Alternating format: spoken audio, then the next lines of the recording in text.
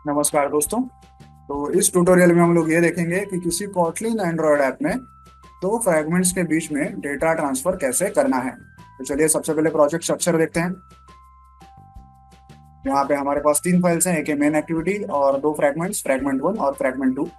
और layout folder में हमारे पास इन्हीं तीन क्लासेस की यूआई फाइल्स है, activity underscore main dot XML, fragment underscore one dot XML और fragment underscore two dot XML.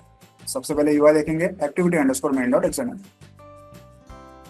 यहाँ पे कुछ भी खास यूआई नहीं है, सिर्फ एम्प्टी कंटेनर हमारे पास है। इसका कोड देखते हैं। ये देखिए, यहाँ पे एक कंस्ट्रेंट लेआउट है, एम्प्टी कंस्ट्रेंट लेआउट है, उसके अंदर कुछ भी नहीं है।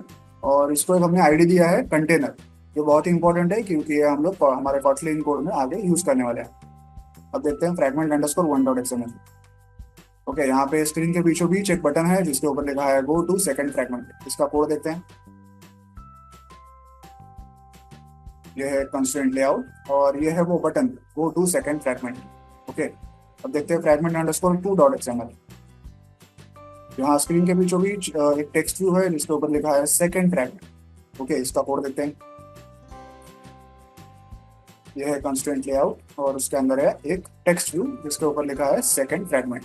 ओके, अब देखते हैं कॉटलिन कोड जिसमें हम लोग सबसे पहले देखेंगे मेन एक्टिविटी। यह है इंपोर्ट्स, यह है मेन एक्टिविटी।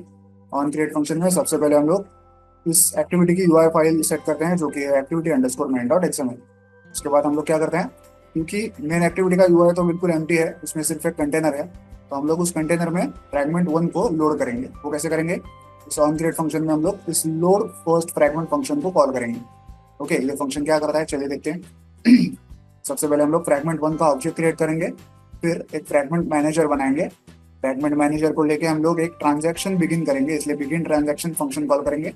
उसके बाद इस फ्रैगमेंट ट्रांजैक्शन को लेके fragment transaction dot add function हम लोग कॉल करेंगे। इसमें हम लोग क्या क्या पास करेंगे, ये जो मेन एक्टिविटी के यूआई में वो जो कंस्ट्रेंट लेआउट का आईडी था कंटेनर वाला, उस कंटेनर का आईडी हम लोग यहाँ पे लिखते हैं सबसे पहले।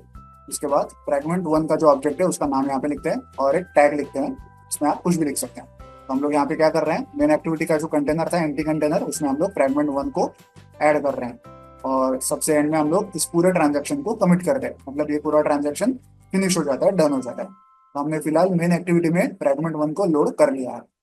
अब देखते हैं फ्रैगमेंट वन। यहाँ पे इनपुट्स, ये है फ्रैगमेंट वन। यहाँ पे है वो button go to second fragment वाला।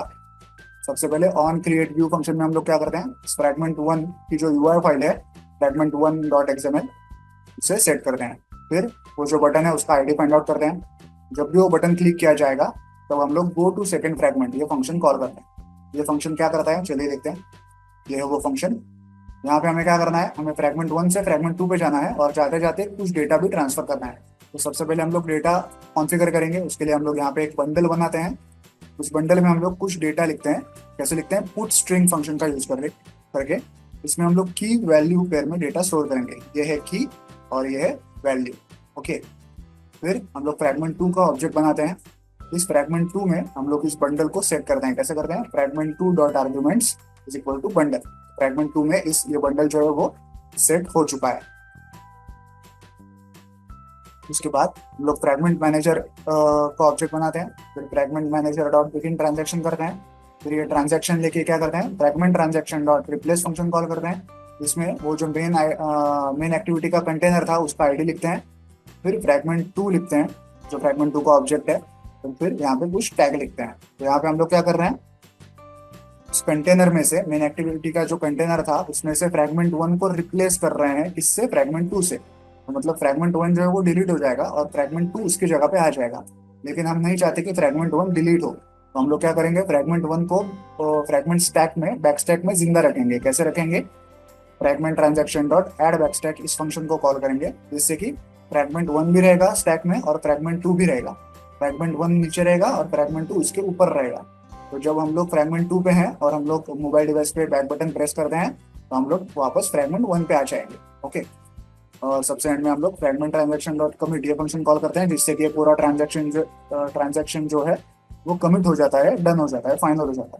ठीक है, तो हम लोग यहाँ से क्या कर रहे हैं, फ्रैगमेंट वन से फ्रैगमेंट टू पे जा रहे हैं और जाते जाते ये डेटा भी साथ में लेके जा रहे हैं। इसकी ये की याद रखिए, ये की हमें आगे यूज करनी है।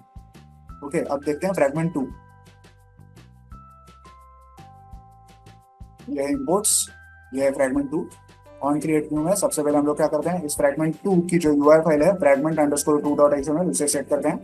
फिर फ्रैगमेंट 1 से जो डेटा आया है उसे हम लोग एक्सेस करते हैं। कैसे करेंगे, आर्ग्यूमेंट्स डॉट गेट स्ट्रिंग इस फंक्शन को कॉल करते हैं, और उसमें जो हमने की पास की थी वहां पे नेम ऐसी, उस की को लिखते हैं। तो हमें इस की से एसोसिएटेड जो भी वैल्यू हमने पुट की थी वहां पे वो हमें मिलेगी। इसमें मिलेगी, इस नेम नाम के वेरिएबल में मिलेगी। और इस नेम नाम के वेरिएबल को हम सिंपली क्या करते हैं, एक टोस्ट में शो करते हैं। ओके, तो फ्रैगमेंट 2 लोड होते ही ये डेटा एक्सट्रैक्ट किया जाएगा और एक टोस्ट में शो किया जाएगा। ओके, आई होप आप ये कोड समझ गए होंगे। तो चलिए अब इस ऐप को मोबाइल डिवाइस पर रन करके चेक करते हैं।